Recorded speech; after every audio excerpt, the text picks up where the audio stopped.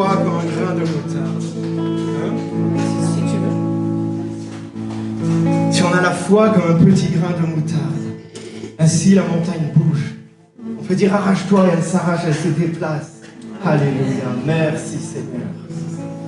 Merci Seigneur.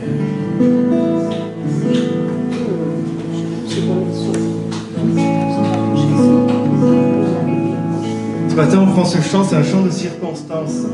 Je l'ai eu dans la semaine, je l'ai eu dans la tête toute la semaine. J'ai choisi de suivre Jésus-Christ. Qui a choisi de suivre Jésus-Christ? Ah, il y en a un paquet. Il y en a un paquet, gloire à Dieu. Ce chant est tellement beau, ce chant est tellement fort. J'ai choisi dans mon cœur, le plus profond de moi. Oui, j'ai choisi un jour de suivre Jésus. Et même si mes amis s'en vont, même si tout part, même si tout s'en va, qu'importe. Moi, je sais où je vais. Amen. Qu'importe. Moi, j'ai choisi de suivre Jésus. Alléluia. On va prendre ce chant.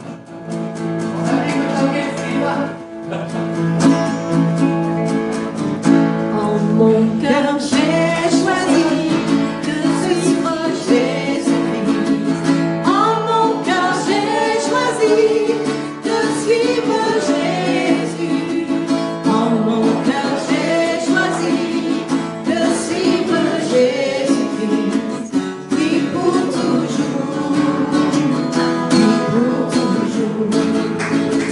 Si mes amis s'en vont, qu'importe, moi j'irai. Si mes amis s'en vont, qu'importe, j'irai. Si mes amis s'en vont, qu'importe, moi j'irai. Oui, pour toujours. Oui, pour toujours. Au monde, je dis non.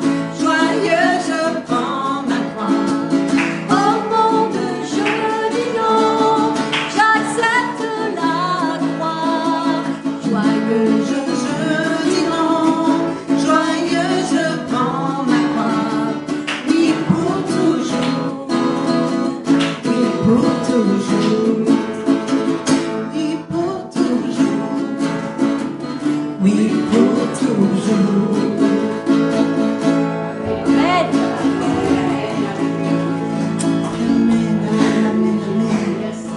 Oui, Seigneur, pour toujours, je choisis de te dire oui. Alléluia. Pour toujours, Seigneur. Alléluia. Et ce n'est pas d'une façon triste, d'une façon, oh non, d'une façon tellement joyeuse. Alléluia. Car je sais, comme dit ta parole, que ton joug est doux, ton fardeau est léger. Alors je dépose tout à tes pieds ce matin. Je dépose tout devant toi ce matin. Et je t'accueille, Seigneur Jésus. Oui, c'est toi que je choisis. Alléluia. C'est toi que je choisis. Alléluia.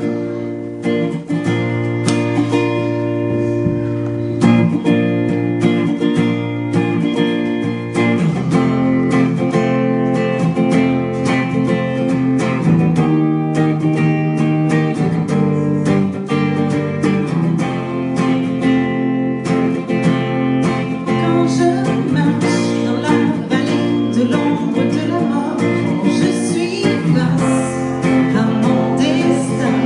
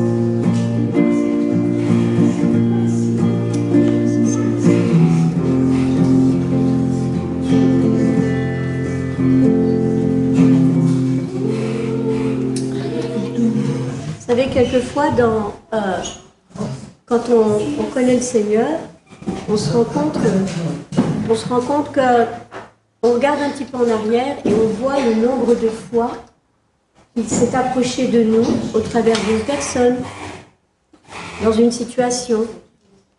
Et c'est plus tard, quand on le connaît, qu'on se rend compte qu'il était là. Et c'est pour ça qu'on peut dire, il m'a choisi.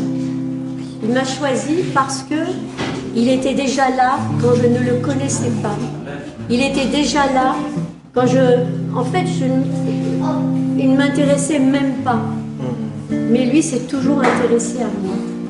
Et si la parole de Dieu nous dit que Dieu nous connaît même dès le ventre, dans le sein de notre mère, il connaît notre nom, eh bien c'est là qu'on se rend compte que Dieu a vraiment un plan et que son regard est sur chacun et chacune d'entre nous, aussi jeune que l'on peut être, parce qu'il nous voit même dans le sein de notre mère. C'est dire combien Dieu nous voit dès le début, jusqu'à ce qu'on se tourne vers lui. Amen. Amen. Amen.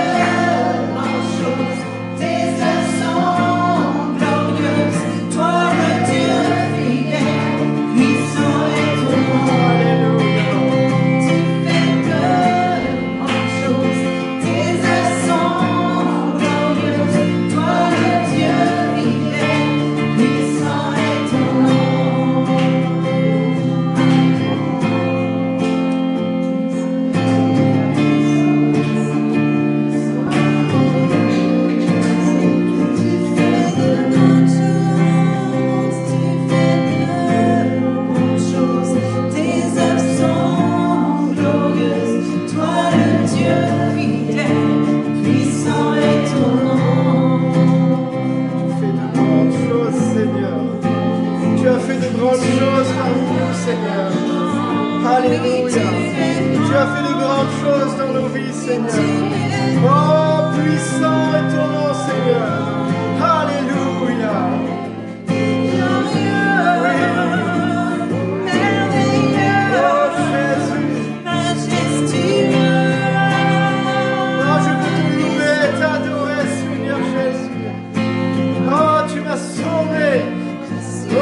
Guéri, Seigneur. Tu m'as illuminé, Seigneur. Tu as ouvert mes yeux. Alléluia. Alléluia. Alléluia. Alléluia. Puissant est ton nom. Alléluia. Alléluia. Alléluia. Alléluia. Alléluia. Alléluia.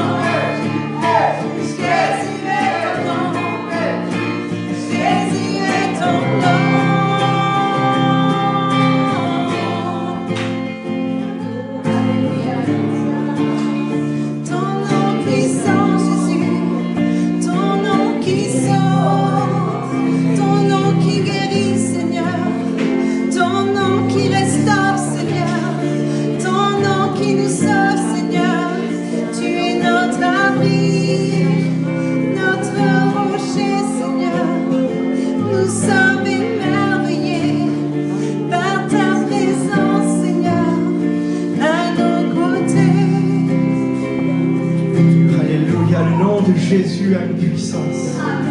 Le nom de Jésus a une puissance. Quand le nom de Jésus est proclamé, oh, il y a des choses qui bougent. Alléluia. Le nom de Jésus est puissant. Et nous le proclamons ce matin. Le nom de Jésus-Christ de Nazareth. Le nom du Fils de Dieu. Le seul nom par qui nous pouvons être sauvés. Le seul nom par qui nous pouvons être guéris. Alléluia. Et restaurés pour l'éternité. Alléluia. Il n'y a pas d'autre nom que le nom de Jésus-Christ. Alléluia. Il n'y a pas d'autre nom que son nom. Alléluia. Tu es le prince de la paix. Alléluia. Tu es notre divin berger. Alléluia. Tu es notre Père éternel. Alléluia. Tu es notre rocher, notre abri sûr. Oh Jésus. C'est en toi que je me réfugie, Seigneur. Alléluia. Oh, alléluia.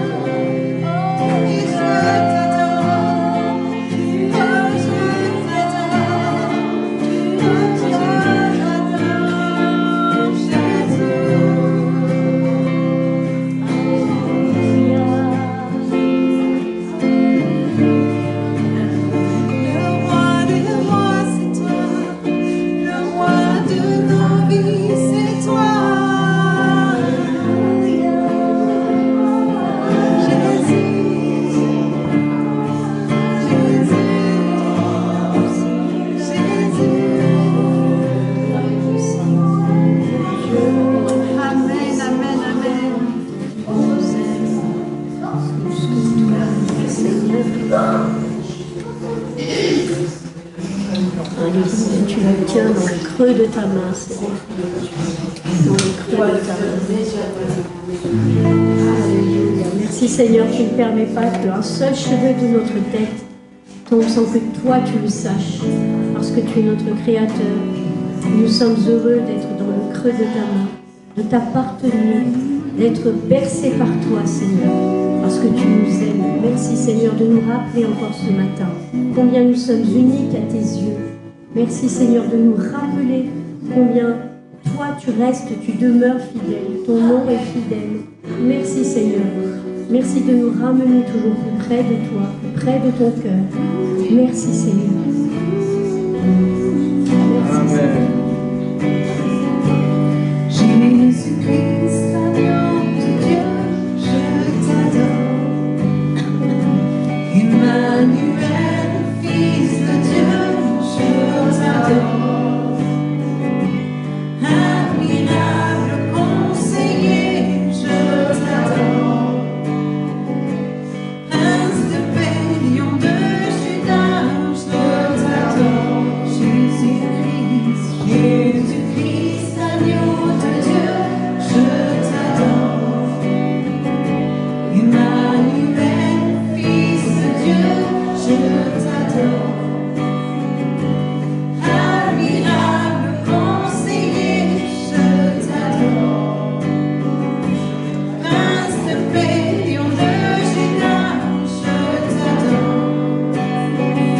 Car tu es saint, tu es la louange te revient, toi seul en es digne. Tu es roi, tu es Seigneur, toute la gloire te revient, toi seul en es digne. Tu es saint, tu es Dieu, la louange te revient, toi seul en es digne. Tu es roi, tu es Seigneur, toute la gloire te revient, toi seul en es digne.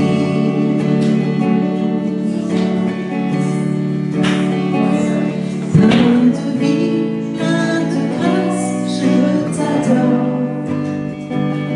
Rédempteur merveilleux, je t'adore. Parole de Dieu, parole de vie, je t'adore. Puissant sauveur, libérateur, je t'adore. Plein de vie, plein de grâce, je t'adore. Rédempteur merveilleux, je t'adore. Parole de Dieu, parole de vie, je t'adore. Puissant sauveur, libérateur, je t'adore. Car tu es saint, tu es Dieu, la louange te revient, toi seul en es digne. Tu es roi, tu es Seigneur, toute la gloire te revient, toi seul en es digne. Tu es saint, tu es Dieu, la louange te revient, toi seul en es digne. Tu es roi, tu es Seigneur, toute la gloire te revient, toi seul en es digne. Tu es saint,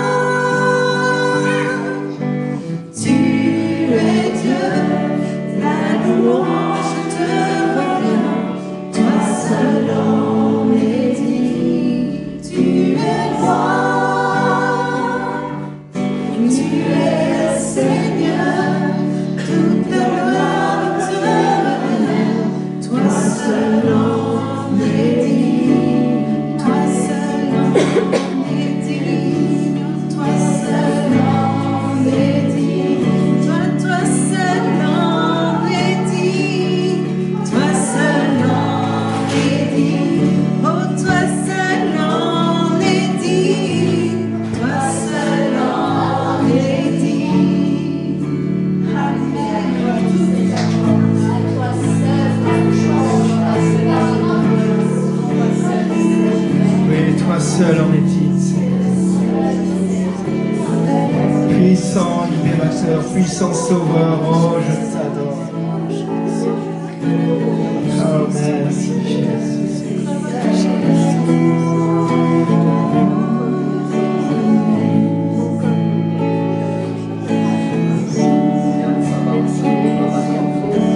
Tu es roi. Tu es Seigneur. Oh oui, toute gloire te revient à toi seul. Oh Jésus.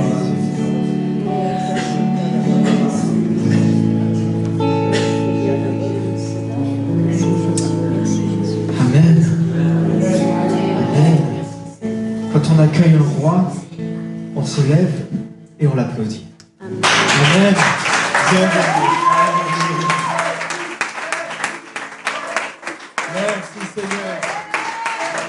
Nous t'accueillons Seigneur, notre roi, notre sauveur. Alléluia.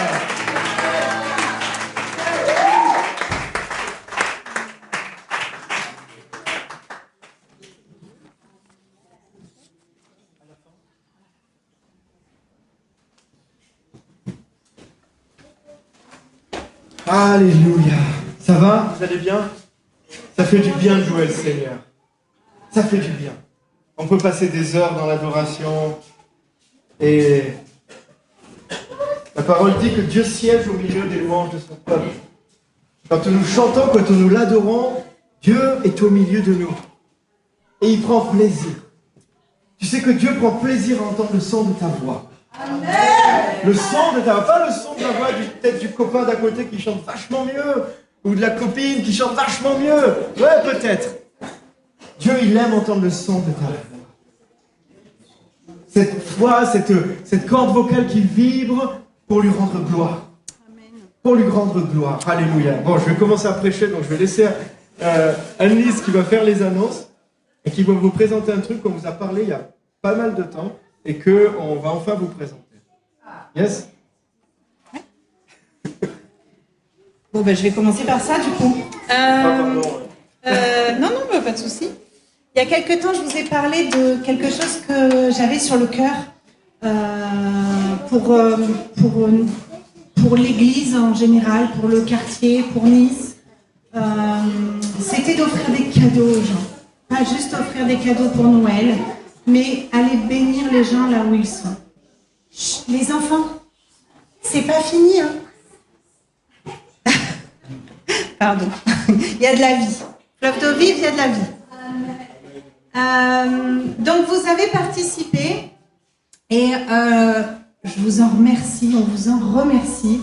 Donc on a acheté des petits livrets comme ça qui s'appellent Enfin une bonne nouvelle, dans lesquels beaucoup de vérités de la parole de beaucoup de vérités de la parole de Dieu sont expliquées. Et c'est vraiment très complet. Donc, et puis cette petite lampe sur laquelle il est écrit Jésus, la véritable lumière, qui éclaire hyper bien. Donc, on en a 100. On les donne ensemble. On ne les donne pas en les jetant en l'air à tout le monde. On prie. On prie. Ils sont à votre disposition. Vous vous servez. Vous pouvez soit les emballer, faire un petit cadeau, soit les donner comme ça. Mais priez quand vous prenez le bus. Priez quand vous allez au centre commercial. Priez quand vous allez au parc emmener vos enfants. Et Dieu va vous inspirer à aller parler à quelqu'un qui a besoin de cette lumière. Jésus revient bientôt. Il n'a jamais été aussi proche. Alors allez, on y va. Et allons annoncer cette bonne nouvelle que nous avons reçue. C'est vraiment pas juste que les autres la reçoivent pas. Amen. Amen. Voilà, donc je me dépêche. J'avais prévu un truc, mais je ne l'ai pas fait. Je gagne du temps. Ok, les annonces. Je vous ai envoyé à tous ceux qui ne l'ont pas reçu, dites-le moi, ce matin, un petit mail. J'ai transféré le mail de Dan, qui vous salue tous d'ailleurs, Daniel Lucero, qui concerne le jeûne et prière qui va commencer dès lundi et qui va durer 21 jours. Donc on tient vraiment à rejoindre la famille Foursquare dans ce temps de jeûne et prière, parce que c'est premièrement important d'être unis dans ce temps de prière et de jeûne, d'intercession. Il y a un petit guide, c'est le mail que je vous ai envoyé ce matin, qui est vraiment bien fait. Il y a même des activités à faire avec les enfants, en famille et tout. Venez me voir si vous ne l'avez pas reçu, vraiment. Et on tient à se joindre à la famille Foursquare pour ça. Un jeûne, c'est quoi?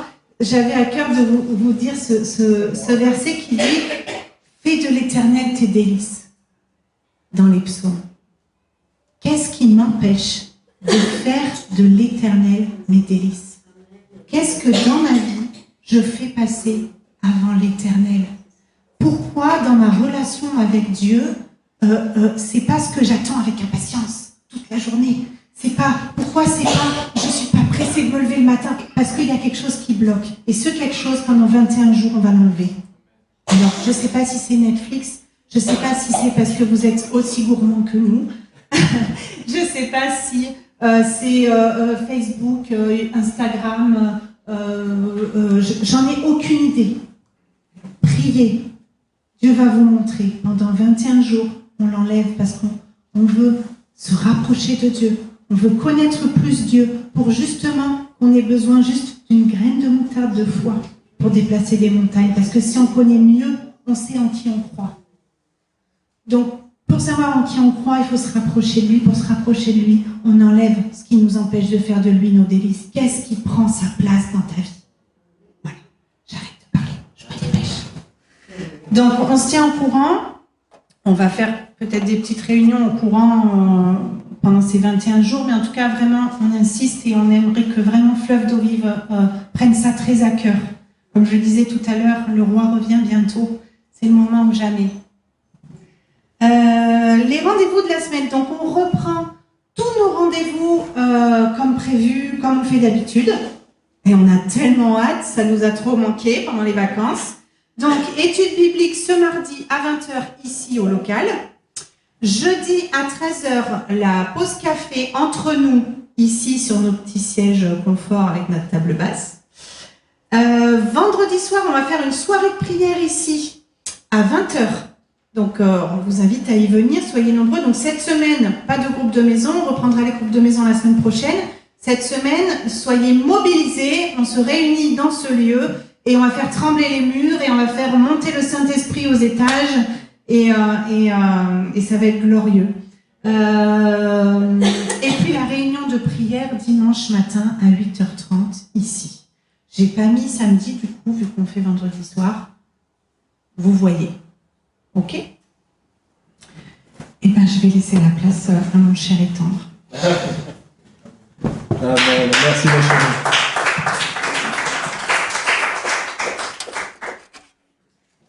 C'est... Ouais, sous ces moments, c'est des guides. Hein. Rien n'empêche des fois d'appeler un frère, une sœur, dire « Viens, on va prier un peu. On va juste 2, 3. » Je crois que la parole de Dieu, elle dit qu'il ne suffit pas d'être 100. Il suffit d'être des fois juste un petit nombre. Et quand Dieu est là, c'est ça l'important. Et des fois, juste prendre un frère, prendre une sœur. Eh bien, on va prier. Pas forcément pour des sujets, pas pour notre liste de courses. On a l'habitude de prier pour certaines choses. Et des fois, la dernière fois, on s'était réunis chez Adélaïde. Elle a changé de place, Adélaïde, elle me perturbe. Elle est où? Ah, elle est en bas, d'accord, mais c'est pour ça. Et on priait pour un sujet particulier, mais on lisait des psaumes. Et en lisant des psaumes, Dieu parlait. Et on s'échangeait. Tiens, il y a cela que je leur oui, tu étais là, Marino. Et là, on prie, et on peut prier des heures comme ça. Et ça, c'est bon, ça entretient l'âme, ça entretient l'esprit, ça entretient la communion. C'est vraiment excellent. Alors, gloire à Dieu. Ouais, c'est un sacré jour aujourd'hui. Hein. On accueille toute la famille de Mathieu, des amis, il y a ses parents.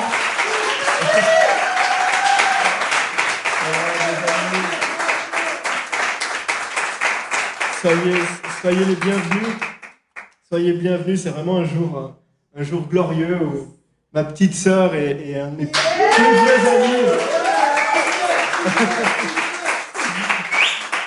vieux amis, ont décidé, ont dit j'ai choisi. Alléluia.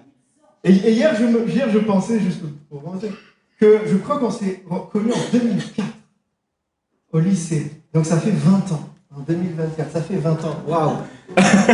Avec Mathieu, on a partagé tellement de choses. On a partagé la musique, on a partagé la ferronnerie, on a partagé la coutellerie, un peu trop la fête des fois. Et maintenant, on partage le Seigneur. Et c'est pas bon ça. Alléluia. Alléluia. Et on sera dans l'éternité avec lui ensemble. Et que dire de ma petite sœur? Ça fait un moment qu'on se connaît. Voilà, c'est glorieux. Il y a des paroles comme ça dans la Bible où Dieu dit, tu crois, tu seras sauvé, toi et toute ta famille. Il y a des promesses comme ça qui sont données. Et notre entourage, voilà, vous, toute votre famille aussi qui est engagée dans le Seigneur. Et c'est pas rien.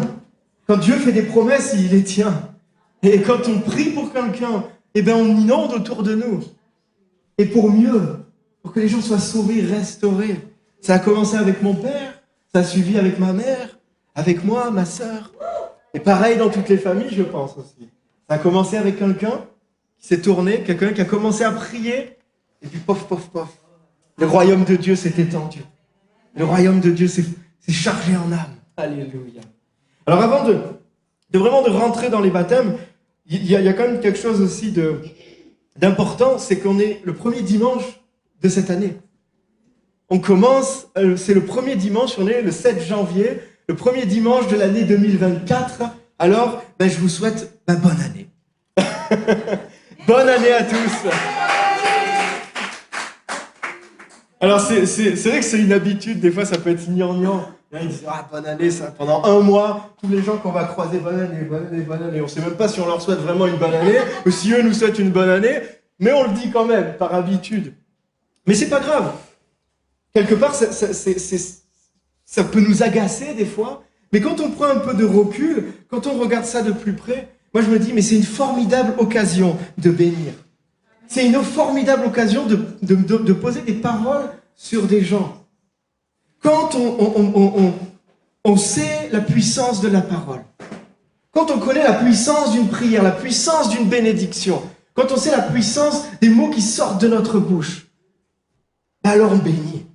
Alors la personne qui est devant nous, elle dit « bonne année ». Toi tu dis « oui, bonne année, que le Seigneur vraiment te bénisse ». Et ça peut venir du cœur. Et ça, c'est des formidables occasions, des formidables opportunités. C'est comme Noël. C'est une formidable opportunité d'annoncer Jésus. De dire, mais vous savez pourquoi on se réunit? Vous savez pourquoi on est là? Et là, on bénit, et on bénit. Et souvent, voilà, on dit ces choses, ces banalités, bonne année, etc., bonne santé, etc. Et après, on parle aussi de résolution. Alors ça, c'est toujours la chose un peu clé. Les résolutions, donc on a des listes. Donc, dimanche dernier, je vous avais dit, j'avais trouvé les 3 plus grandes résolutions que les gens prenaient en majeure partie. Donc c'était beaucoup centré sur eux. Moi, j'aimerais bien cette année que mes résolutions soient d'être plus avec mes frères et sœurs, d'être plus avec mon Dieu et de plus investir dans le royaume de Dieu. Alors, ça, c'est un peu personnel, c'est mes bonnes résolutions. Mais des fois, on arrive avec ces résolutions, et comme si des fois le fait de changer d'année, juste de changer la date, ça allait impacter vraiment nos vies. Alors c'est pas mauvais de prendre une bonne décision, c'est pas mauvais d'acter quelque chose. Il y en a qui ont besoin de ça. Moi, j'ai jamais réussi à les respecter. Je sais pas vous, mais on a beaucoup d'espérance, on a beaucoup au début, et après, au bout de quelques mois, au bout de même semaines, on les lâche. Mais c'est pas mauvais des fois de prendre une décision. Mais, quelque part, quand on regarde, on parle en années, on se fixe des années, mais le temps en termes d'années, en termes de dates, en termes d'heures, c'est humain, c'est une invention humaine que nous, on a mis pour se repérer. Dieu, en fait, pense plus en saison.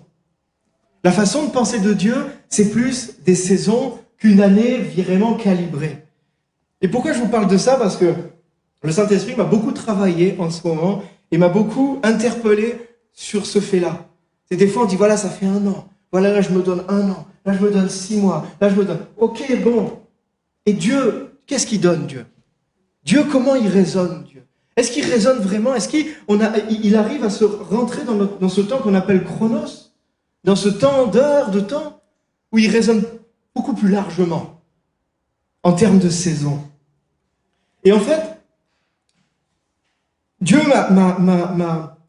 m'a conduit ces derniers temps à changer ma mentalité pour plus raisonner en termes, oui, de saison qu'en termes de temps. Parce qu'une saison peut durer plusieurs années. Une saison avec Dieu peut durer un court moment, mais des fois peut durer plusieurs années. Et ça m'a été encore rappelé cette semaine. J'étais avec Marlène, on s'est appelé et elle nous a partagé un enseignement qu'il avait percuté, qui parlait de la semence, qui parlait de cette façon de semer, que ça prenait du temps, que c'était pas des choses rapides, que c'était pas... Nous, des fois, on est pressés, on a envie que ça pète comme des pop-corn dans tous les sens. Ça peut arriver. Des fois, ça pète comme des pop-corn. Mais des fois, pour qu'un arbre grandisse, pour que quelque chose soit solide, ça prend du temps. Et elle m'a rappelé ça. Et quand elle nous parlait de ça, j'ai été assis parce que le matin même, je méditais et je discutais. J'aime bien discuter avec le Saint-Esprit. Je ne sais pas si vous le faites. Discuter avec le Saint-Esprit, juste comme ça dans le cœur. Pas forcément assis ou à genoux ou se mettre dans un... Mais juste, voilà, j'étais dans ma douche. Pas toujours la douche, il se passe... Ceux qui me connaissent, ils savent que ma douche, c'est un endroit saint. Il y a beaucoup de choses qui se passent. Et là, je méditais, je parlais, je discutais avec le Saint-Esprit. Et c'est bon de discuter avec le Saint-Esprit. Il faut discuter avec le Saint-Esprit. Et après un échange où je me confiais, il me répondait, j'ai vraiment reçu dans mon cœur, c'est comme s'il me demandait, je veux que vous ayez une mentalité d'agriculteur. Je veux que vous cultiviez une mentalité d'agriculteur. L'agriculteur, lui, il est sensible aux saisons. Il ne va pas semer n'importe quand, semer n'importe où, semer dans n'importe quelle terre. Non, il est sensible aux saisons. Il sait quand il va faire froid, quand il va faire chaud, et il s'adapte. L'agriculteur, il est patient. Il n'est pas pressé. Un agriculteur pressé, il est frustré, très frustré, parce que ça demande du temps. Un agriculteur, il prend soin des petites choses. Quand il voit quelque chose germer qui est tout petit comme ça, il y en a qui pourraient marcher dessus ou le mépriser, ou dire mais ça sert à quoi? Et l'agriculteur, lui, prend soin de ça parce qu'il sait ce qu'il y a là-dedans. L'agriculteur a la vision qu'une petite graine peut produire un grand arbre. Qu'une petite chose peut produire quelque chose de grand. Une petite prière peut produire quelque chose de grand. Une petite foi, juste un petit peu, placée dans la bonne personne, peut produire quelque chose de grand. Alléluia. L'agriculteur, il a de l'espérance. Il a cette espérance qui est en lui. Et il a aussi de la résilience. Et ça, des fois, on en a besoin. La résilience, la capacité de ferronnerie, cours de coutellerie, de se tordre et de revenir à son état initial. On a besoin de ça, peuple de Dieu. De tout ça. De cette mentalité d'agriculteur. Patient. Courageux. Et avec cette espérance, cette joie. Et on plante la graine, la personne qui a côté fait « Mais tu fais quoi ?» « Non, mais tu verras, cet été, moi, j'aurai des tomates. » Alléluia. Alors, nous entrons dans une nouvelle année. Mais nous continuons aussi dans la saison dans laquelle le Seigneur nous conduit. Et cette saison, pour moi, je pense que c'est une saison où des promesses vont devenir palpables. Je le sens vraiment. C'est une saison là où on est. Alors voilà, je ne sais pas le nombre de temps, le nombre d'années, le nombre de mois, mais c'est une saison où les promesses que Dieu a posées sur chacune de nos vies vont devenir palpables. Amen. C'est une saison où des rêves qui sont dans nos cœurs depuis tellement longtemps vont se réveiller. J'appelle ce matin des rêves qui sont enfouis dans le cœur, des rêves qui paraissaient tellement fous à se réveiller. Notre Dieu est le Dieu de l'impossible, notre Dieu est le Dieu qui fait des miracles, notre Dieu est celui qui réveille les choses des fois et qui dit ce que je t'avais dit, ce que je t'avais demandé, ce que je t'avais posé sur ton cœur, c'est pas effacé. On va le réveiller. C'est une saison où des ministères, alléluia, vont se réveiller. Pas seulement ici, mais même plus généralement. Comme a rappelé Anne-Lise, le Seigneur est proche. Il n'a jamais été aussi proche. Alors il y a des choses qui vont se passer. Mais c'est une saison, mes amis, et ça, il ne faut pas l'oublier, qui va être exigeante aussi. C'est une saison qui va demander de notre part, de la part du peuple de Dieu, une nouvelle consécration. Anne-Lise en a parlé, on commence cette année par ce jeûne et prière, une consécration nouvelle, pour faire de ce Seigneur, de ce Dieu nos délices. C'est une saison où si on veut goûter à toutes ces bonnes choses, eh bien, il faudra obéir à sa parole, être fidèle à sa parole et être proche de celui qui donne ses bénédictions et ses grâces. Amen. Je voudrais qu'on lise ensemble le psaume 48, au verset 13. Donc je crois que c'est en semeur. Ouais, yes. Oui, c'est ça, ouais, super. Tournez tout autour de Sion et longez son enceinte.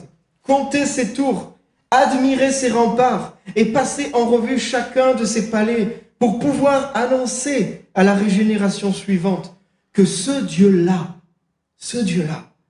est notre Dieu à tout jamais et éternellement. Il sera notre guide jusqu'à la mort. Oh, alléluia! Alléluia, c'est ce que je vous ai partagé sur le groupe WhatsApp pour la nouvelle année. Mais c'est vraiment ce mot qui résonne en moi aussi. Ce guide, l'Éternel, le Dieu des armées, le Dieu tout-puissant sera notre guide. Amen. Pendant toute cette année, pendant toute cette marche, pendant toutes ces difficultés, alléluia. Pendant toute cette montagne, cette ascension, Dieu sera notre guide. Amen. Amen. Et il attend qu'on soit proche de lui. On ne peut pas être guidé par quelqu'un qu'on ne voit pas, quelqu'un qui est lointain, quelqu'un qu'on ne connaît pas. Le guide, il marche devant. Le guide, si on l'attrape, il est là, on le touche. Alors il y a une condition, c'est ça, d'être proche de lui, d'être proche de Dieu, de lui obéir. Et nous commençons aussi cette année par obéir à une parole de Jésus. Fleuve d'eau vive, on est passé par des tempêtes, hein. Mais le bateau est toujours là. L'église est toujours là. Dieu a voulu qu'on soit encore ici. Amen. Alléluia. Et on est encore ici. Et ce matin, on commence cette année par obéir à la parole de Dieu. Parce que Jésus, qu'est-ce qu'il a dit avant de partir? Il a dit, allez donc dans le monde entier. Faites des disciples de tous les peuples. Et quoi? Baptisez-les. Baptisez-les. Au nom du Père, du Fils et du Saint-Esprit. Et je me réjouis. Quelle merveilleuse manière pour commencer cette année que de la commencer par des baptêmes. Alléluia. Mais quelle merveilleuse année. Je ne peux pas rêver mieux. Amen. Amen. On ne peut pas rêver mieux. Ah oui, car ce matin, Camille et Mathieu ont décidé de dire oui au Seigneur. Bravo. Alléluia. Ce matin, ils ont décidé publiquement de dire « Je crois en toi, Jésus ». Ils ont décidé publiquement de dire « Je veux te suivre. Je veux que tu sois mon guide. » Alléluia. Alors le baptême, on va parler un peu du baptême quand même. quelques minutes parce que voilà, sinon ça va prendre un peu trop de temps. Mais le baptême, c'est un signe extérieur d'une œuvre qui se passe à l'intérieur. Ça se passe d'abord dans le cœur, ça se passe d'abord en nous, et après ça se manifeste à l'extérieur. Ce n'est pas le baptême qui sauve. On ne se fait pas baptiser pour être sauvé. Ce n'est pas un rituel. Et la parole de Dieu nous le dit bien dans Éphésiens 2, 8, 9. Ouais, c'est ça. Car c'est par la grâce que vous êtes sauvés par le moyen de la foi. Cela ne vient pas de vous, c'est un don de Dieu. C'est par la grâce que nous sommes sauvés, par le moyen de la foi. Et le baptême, c'est ce qu'on appelle une des ordonnances de Jésus. Il n'y en a pas beaucoup. Il y en a qui en mettent beaucoup. Mais nous, on s'en contente de deux. Il y a le baptême et la communion, la Sainte Seine qu'on va prendre à la fin. Donc ces deux actes, en fait, quand on dit ordonnance, il y a ce mot un peu ordre. Parce que oui, c'est un acte d'obéissance. C'est un acte d'obéissance à un commandement que Jésus a donné. Et il est notre identification avec lui dans sa mort et dans sa résurrection. Et ça, c'est merveilleux. On peut lire dans Romains 6, au verset 3, « Ne savez-vous pas que nous sommes tous qui avons été baptisés par Jésus-Christ, c'est en relation avec sa mort que nous avons été baptisés. Nous avons donc été ensevelis avec lui par le baptême en relation avec sa mort, afin que comme le Christ a été ressuscité d'entre les morts, par la puissance glorieuse du Père, nous aussi, nous menions une nouvelle vie. » Alléluia. Et on peut aussi lire dans 2 Timothée 2, verset 11. « Car ces paroles sont certaines. Si nous mourons avec lui, nous revivrons. » Le baptême, c'est ça. C'est cette identification à la mort de Jésus, quand il descend dans l'eau, quand on descend dans le tombeau, et après à cette résurrection, le fait de sortir de l'eau. Et le baptême n'est pas un acte magique. Il faut le rappeler, ce n'est pas un acte magique. On ne se fait pas baptiser pour obtenir une guérison, par exemple. Des fois, quand on se fait baptiser, il y a des guérisons. On a des témoignages de ça. Mais on ne fait pas, c'est pas parce qu'on est malade qu'on dit « Ah tiens, je vais prendre le baptême ». Non, ça risque de pas marcher. Fais pas ça. Mais des fois, quand on se baptise, quand on prend le baptême, oui, il peut y avoir des guérisons, il peut y avoir ce qu'on appelle des délivrances, il peut y avoir tout un tas de choses que Dieu seul a le secret et que Dieu seul est maître. On ne se fait pas baptiser pour faire plaisir à quelqu'un. Ça n'a aucun sens, sinon. Et on ne se fait pas baptiser non plus pour faire comme les autres. Parce que, il y a un groupe, alors il y a cet engouement, donc on se fait. Non. Et pour toute autre chose. Le baptême, c'est l'acte de foi de quelqu'un qui s'intègre dans le plan rédempteur de Dieu. Il accepte de mourir à un monde mauvais, à un monde impie. Il accepte de mourir à sa vieille nature, à ses vieux désirs, à ses vieux penchants, à ses vieux travers, pour vivre une nouvelle vie avec Dieu, avec Jésus et pour Jésus. C'est un engagement. Ce n'est pas quelque chose de léger. Mais alors, est-ce qu'il y a des conditions pour se faire baptiser? Est-ce qu'il faut cocher des cases pour se faire baptiser?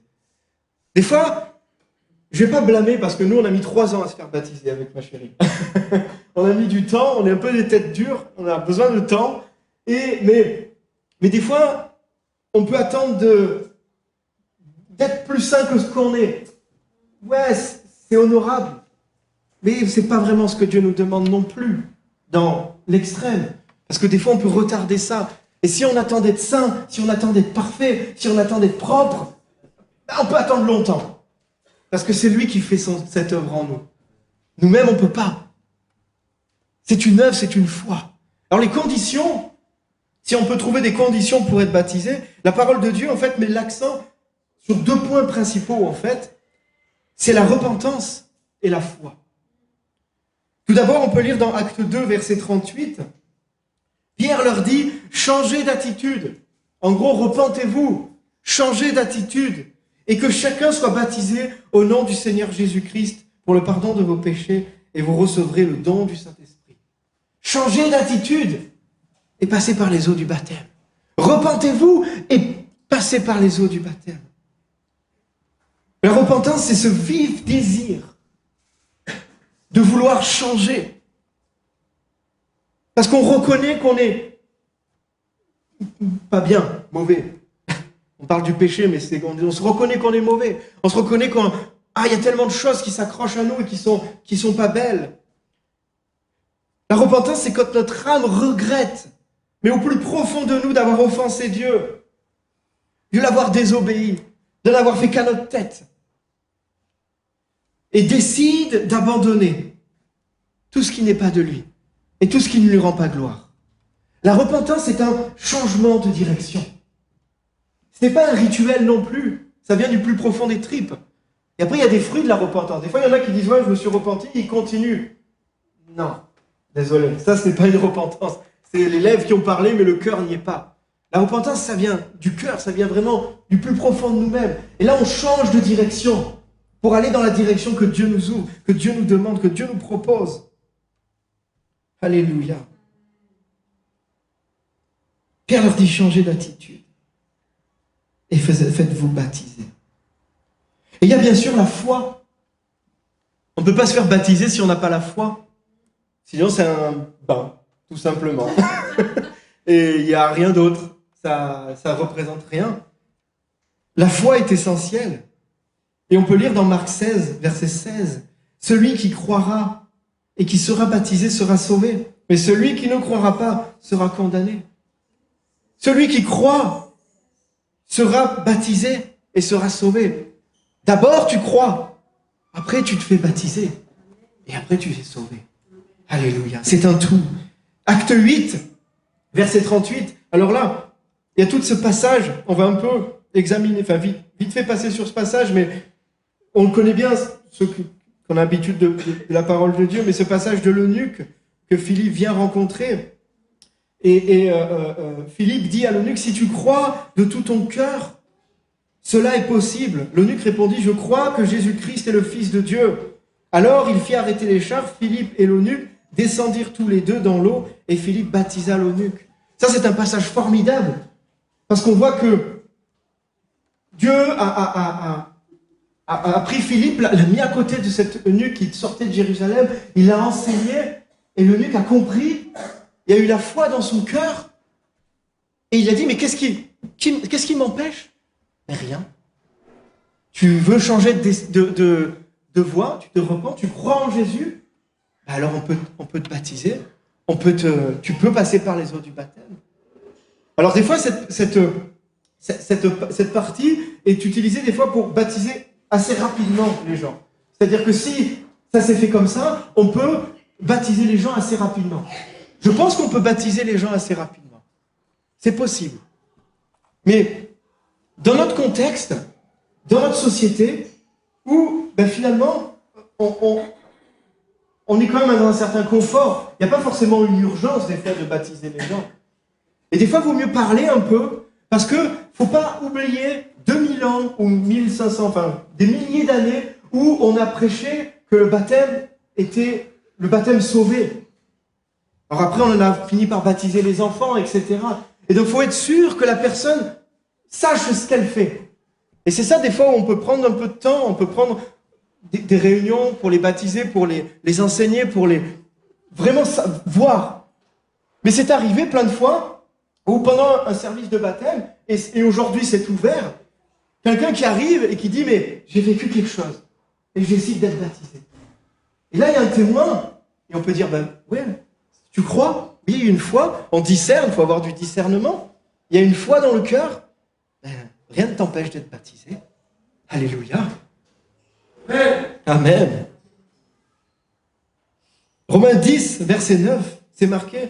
En effet, si de ta bouche tu déclares que Jésus est Seigneur, et si dans ton cœur tu crois que Jésus l'a ressuscité des morts, alors tu seras sauvé.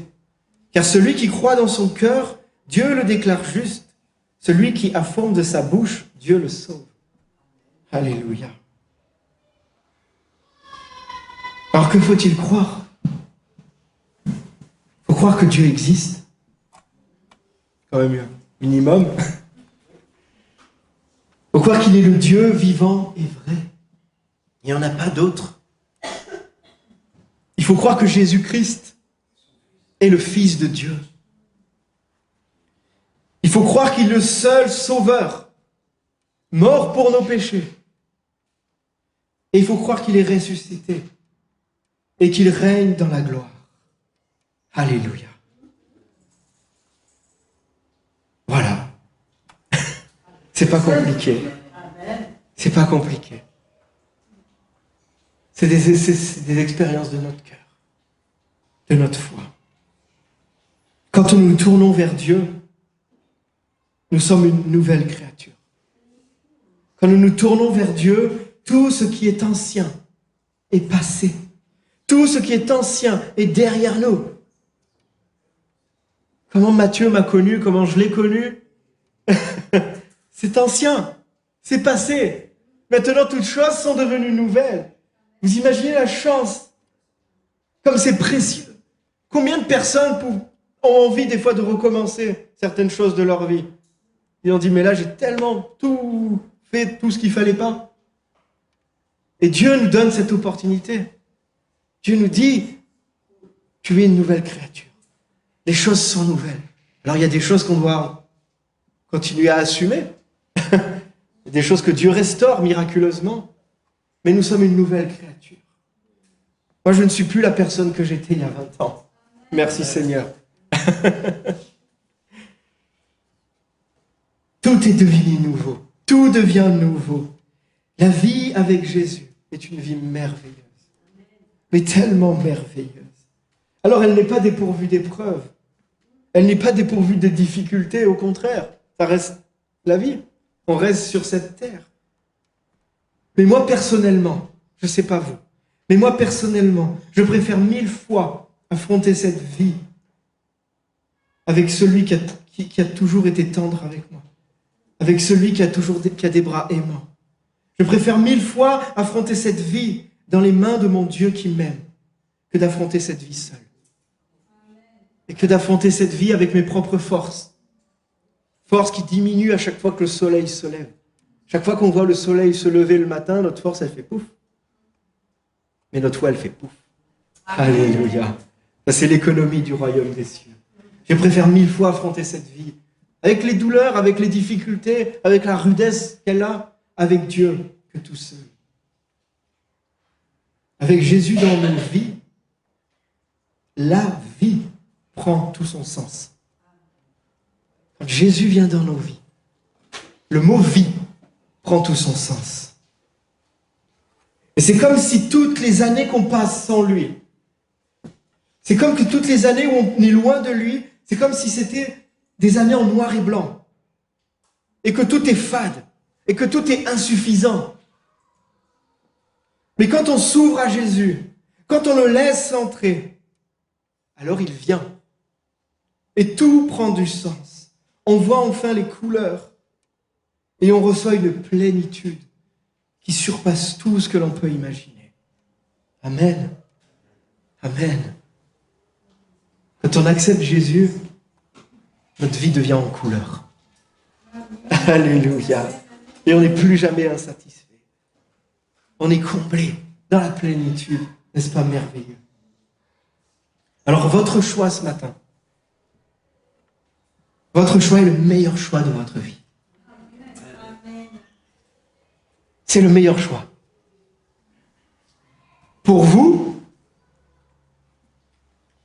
pour votre famille, pour vos enfants et les enfants de vos enfants. Amen. Alléluia. Amen. Je vais vous laisser partager